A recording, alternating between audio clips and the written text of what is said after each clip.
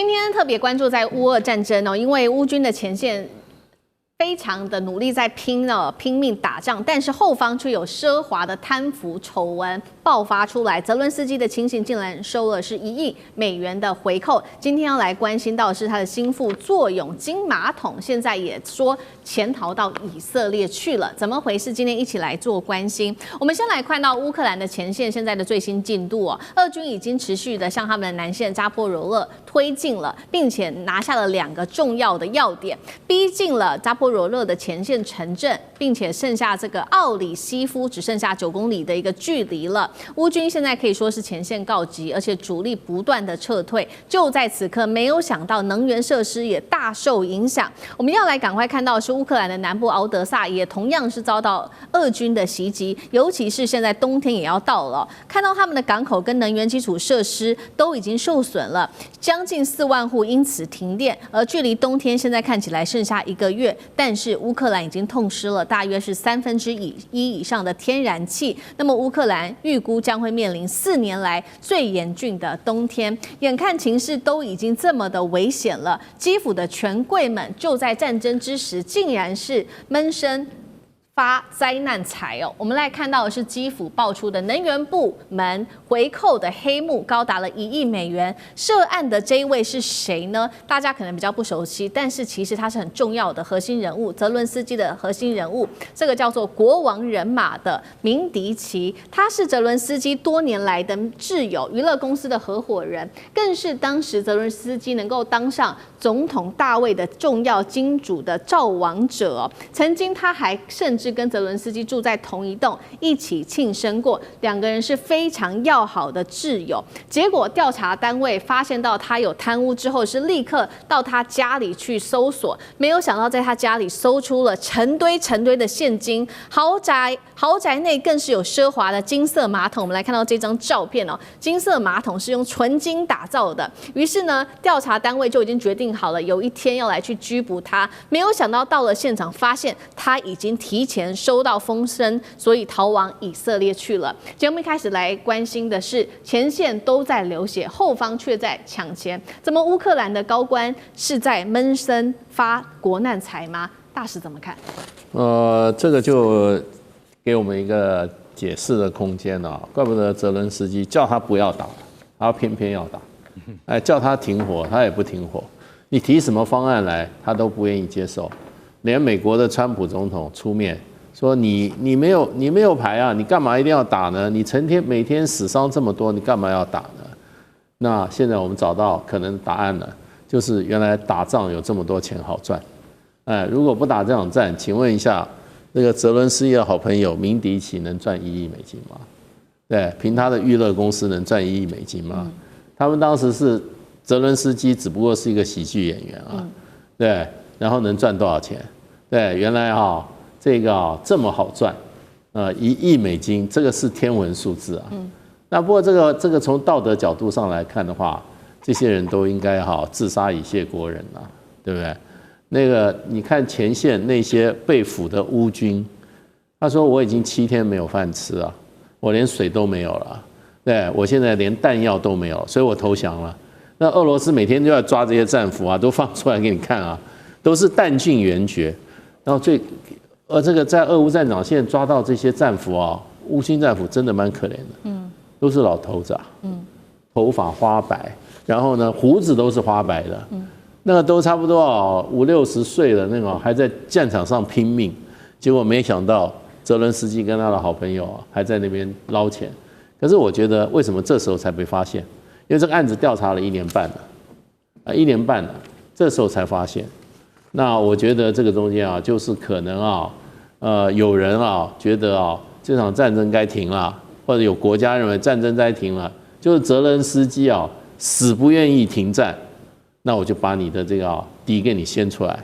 原來你們在那邊大撈其錢，那而且最可惡的是說，怎麼可能是案發之前人會先逃呢？對，這種最高機密的事情，而且它本身是一個獨立機構。那個澤倫斯基在之前就要廢除這個獨立機構，那時候烏克蘭人民堅決反對這個調查貪腐的2個獨立機構不能夠被收併，那結果還是搞了1年半才能查出來。家裡面有這個金色馬桶那麼多現金，這樣子玩法的話，會沒有人知道嗎？所以我覺得這個裡面可能還有更高的這個政治陰謀在裡面啊。那如果是要澤倫斯基走人的話，那可能這是一個很好的時機啦。那不曉得澤倫斯基還能不能繼續待下去？那他不待下去，是不是這場戰爭就可以結束？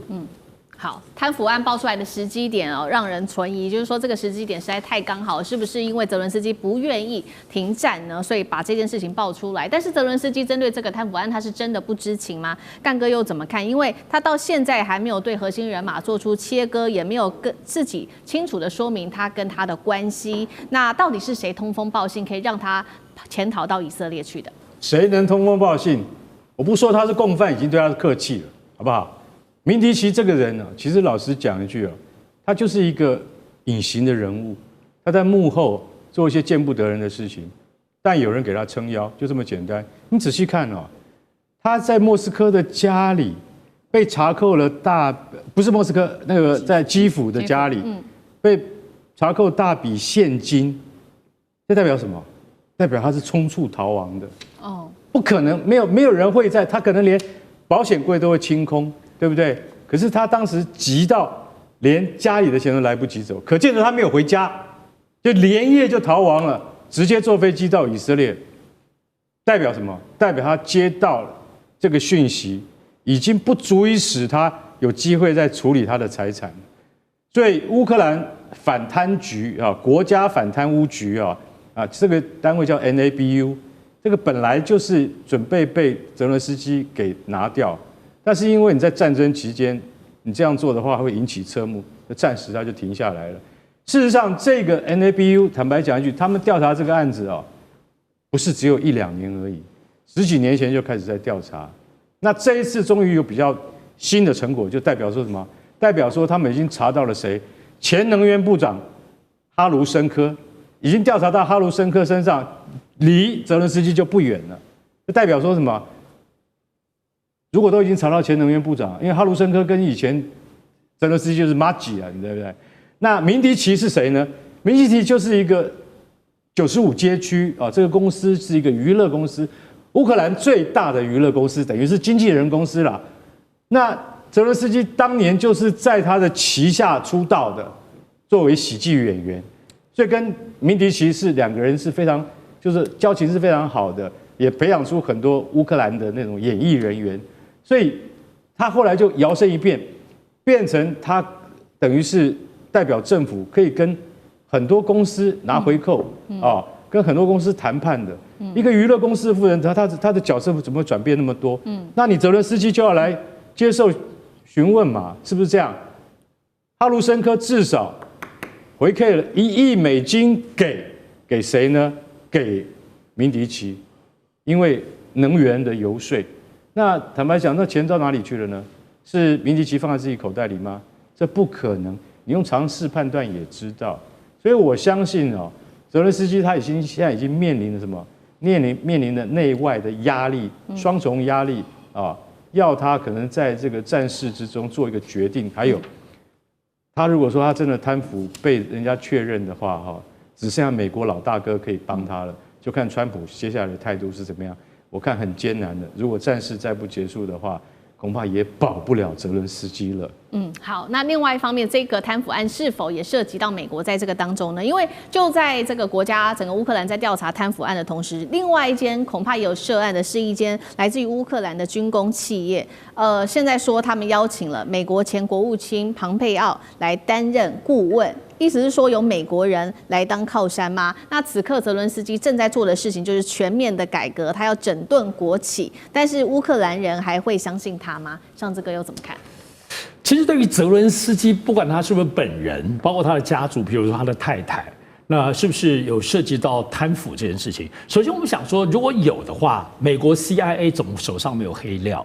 在川普跟澤倫斯基吵得最兇的時候，你就覺得基本上好像川普基本上都要指出到他諷刺了好幾次，就是美國出了那麼多錢啊什麼之類的這種暗示性，就在那個邊際上。我其實這個編輯當中是這樣子，沒有說破啦。比如說，就像北溪2號被破壞這件事情，其實包括德國啊，包括挪威、瑞典，其實都有在追查。特別是瑞典跟挪威已經追查結束了，但是不公布結果。這裡頭是不是烏克蘭犯案的不公布？所以前陣子，包括在聯合國的中國的駐聯合國大使耿爽，他特別還提出了說，北溪2號的部分怎麼不公布啊？到底是怎麼回事哦？所以這個裡頭其實就是說，還是有一些關鍵的東西被暗砍。為什麼這樣講？我們知道，其實俄烏戰爭打一路下來，我們印象當中有具體的徹查掉一些至少3波以上。